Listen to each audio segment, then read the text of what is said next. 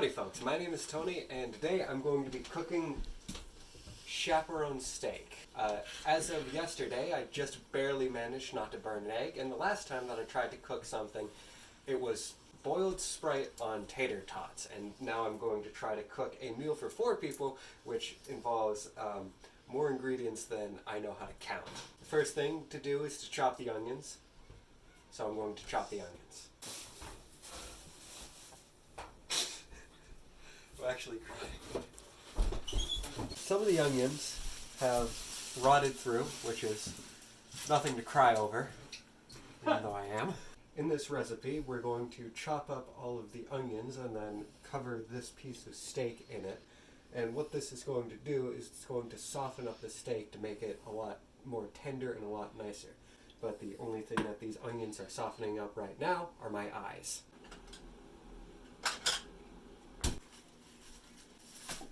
Meat slapping continues to be very unceremonious. Cover that bad boy in onion. I have a cut in my hand and I am learning firsthand what exactly the onions are going to be doing to the meat. It hurts. So now as we wait for the meat to simmer in the onions, we're going to prepare a bit of rice because, you know, it's a meat and rice bowl. Half of it is rice, so we might as well get the rice done out of the way sometime earlier. This is the second time that I'm using this. I made some rice earlier this morning, but the way that it measures how much rice you're supposed to put in it is a little confusing because it says 1 cup of rice on, you know, the instruction manual, but it actually means 1 of these cups, which is actually 3/4 of a cup of rice. Which, if you can imagine, trying to communicate how much exact rice you need from one person to another can get a little convoluted, because when I say 1 cup of rice, I mean this cup of rice, but then someone goes and puts on a little too much rice because they think I mean 1 actual cup, when 1 cup is actually 3/4 a cup. Now, once you have your rice and your water inside the rice cooker, the operation of this machine is a little complicated, so follow closely. Now close the lid, plug it in, hit the power button, and then hit the right rice button. Were you able to get that? And now, we anoint the steak as king. I can't do it with a straight face. Just lay it down. For some reason that seems to be turning back over.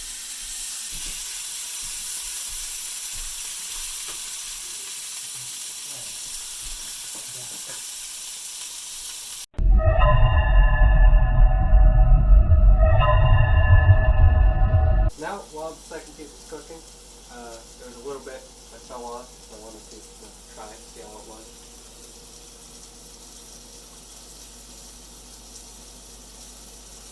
Oh yeah, that's very soft.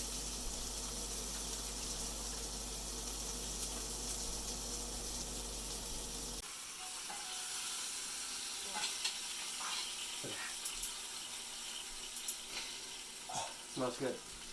Alright, so now for the onions.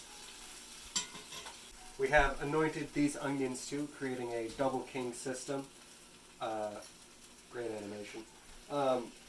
Which will create a divide between the onion people and the steak people, creating a long-fought war. And after that war, the remnants of the onion people and the meat people, we can pick them up and very good. I don't know what that was. I don't have any jokes. This just smells really nice. I have to toss some salt on it.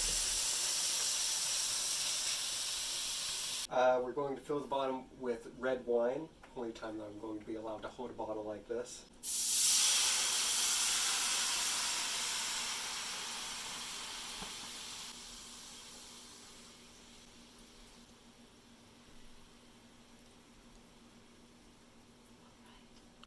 My grandmother's in the back giving me the across the neck for using a little too much.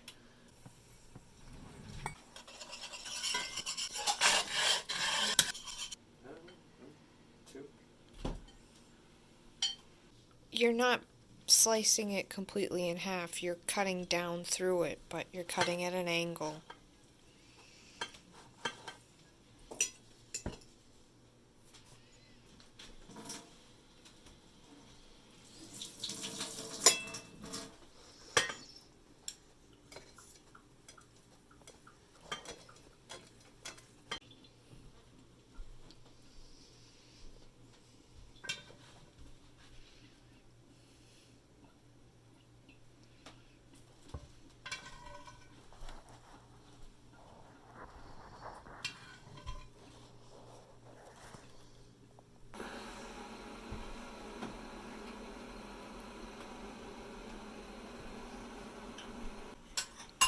You can dump as much onion as you want on mine. I love them. Which one's yours? I don't know. I think that's your choice. All right, so now with me behind the camera, general consensus here. It's so delicious. Yeah, it's fantastic. Really lovely. Thank you. The sauce Yeah. is great. But it does taste like onions. It's not like that's like the main focus of this dish here, is the onion here. Because there's sure a lot of them.